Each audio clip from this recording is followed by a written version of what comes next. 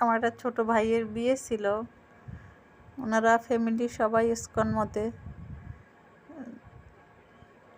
তো ইসকনের খাওয়া দাওয়া সবসময় শুনি নিরামিষ নিরামিষ, কিন্তু আজকে বিয়েতে যাওয়ার পর দেখলাম অনেক আইটেম, নিরামিষের ভিতরে অনেক আইটেম। তারা এত সুন্দর সাসলিক বানাইছে, তারপরে চাইনিজ একটা খাবার তৈরি করছে, ধোকা, ছানা, মিষ্টি দধি, সালাদ, মানে এত এত আইটেম ছিল যে মনেই হয় না যে নিরামিষ খাচ্ছি নাকি। অনেকে একটা ধারণা যে নিরামিষ মনে হয় যে শুধু খালি নিরামিষই খায়। তো অনেক ভালো হয়েছে রান্নাবাড়া, সব কিছু পারফেক্ট ছিল, খাওয়াটা অনেক মজার ছিল। একটা চাটনি ছিল অনেক সুন্দর।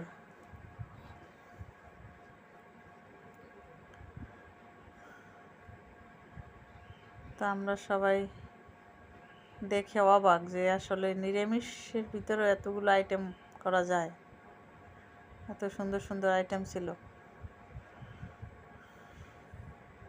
তো ওনারা সবাই প্রসাদ বুঝি। এই যে হলো বর আর কনে, এরা একদম প্রসাদ বুঝি। মাতাজিও প্রসাদ বুঝি আর ভাইও আমার প্রসাদ বুঝি।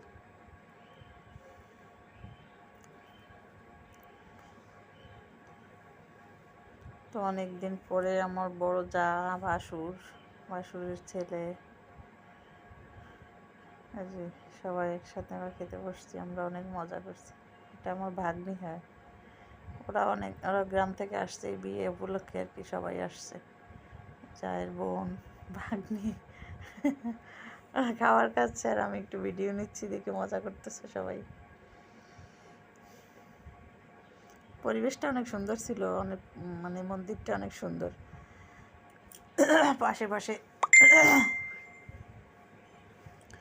অনেক গাছপালা ছিল, একদম মনে হয়েছে গ্রামের বাড়ি অনুষ্ঠানে আসছি এরকম। তা আমরা পরে একটু কিছু ছবি টবি তুললাম,